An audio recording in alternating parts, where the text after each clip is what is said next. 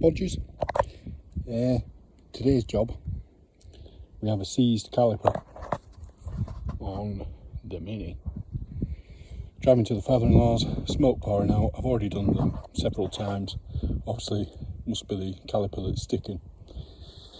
But rather than piss about trying to rebuild the caliper, we have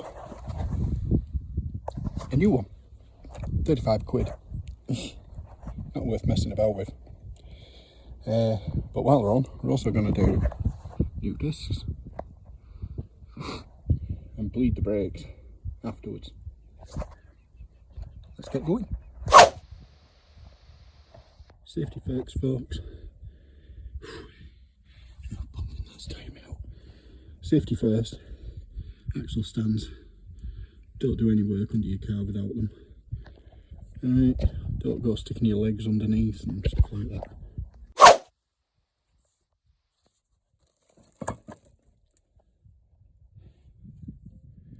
See, there's been some heat in there.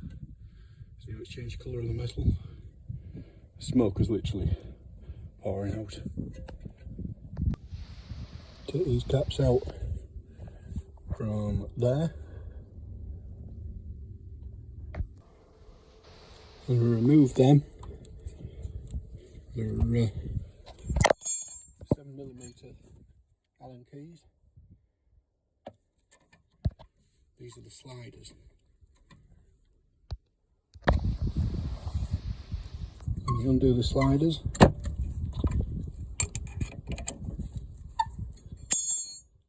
And pull those out, top and bottom.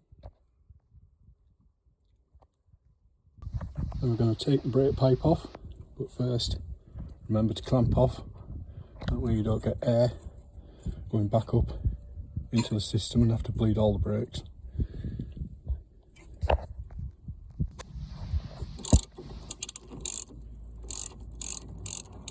What I did do last night was I came out, squirted the whole area, all the bolts, everything, with WD-40. Other lubricants are available, unless you want to sponsor. Take care not to lose the copper washers that are on either side of this fitting.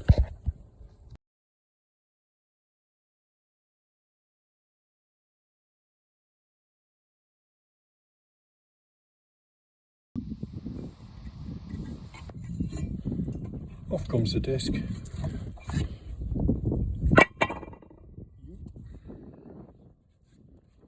we'll get the wire brush around here, clean everything up a bit. Reverse order, and then we'll get on to bleeding the brakes. I've wire wheeled a bit of the rust off and all the loose crap. Going to give it a bit of a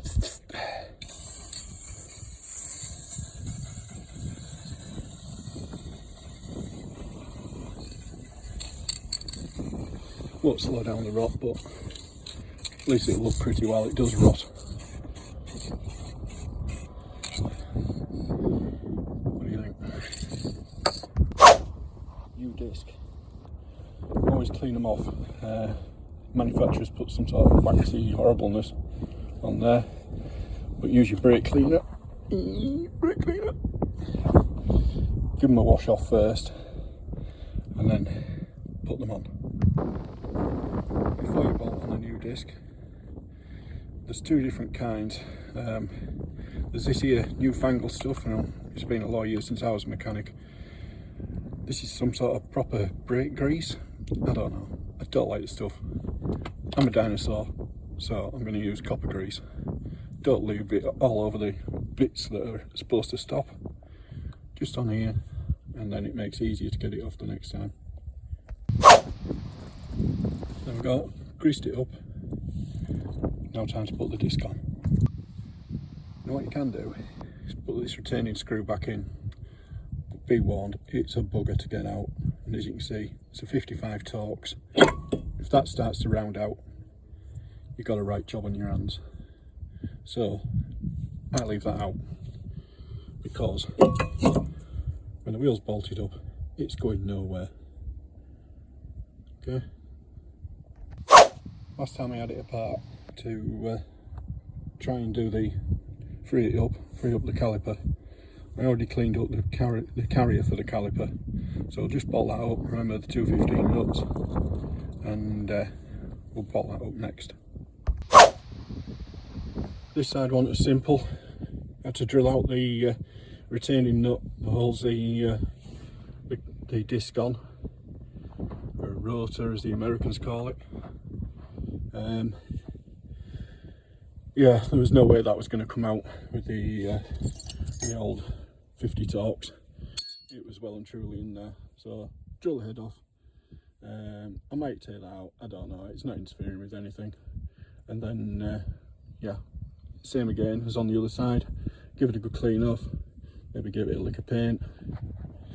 2 16mm bolts to put the caliper retainer back on, and brake pads in, bolt up the caliper again. Don't forget to push back the piston just so as it goes over the new disc, and away you go.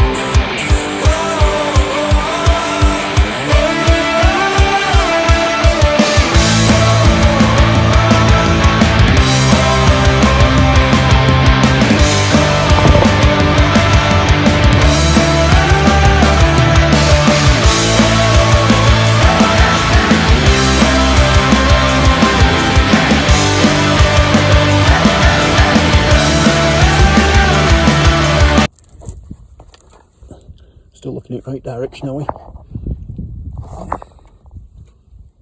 Sort of.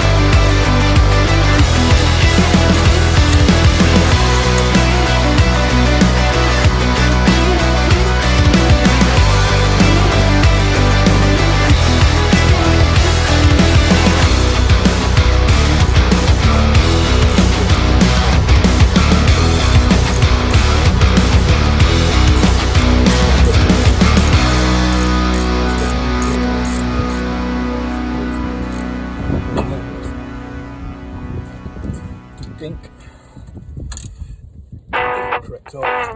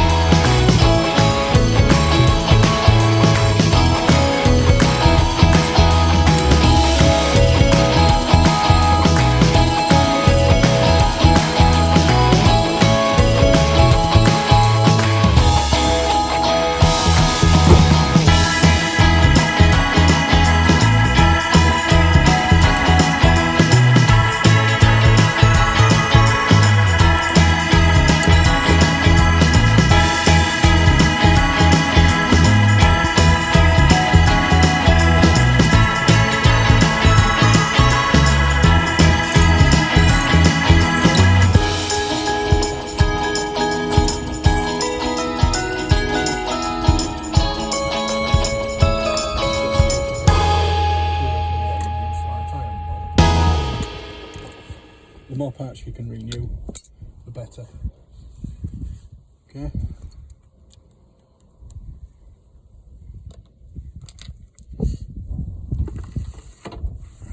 Let's check around. Oh, this is why you check. So this here, brake pad wear sensor, a little white knobbing bit there,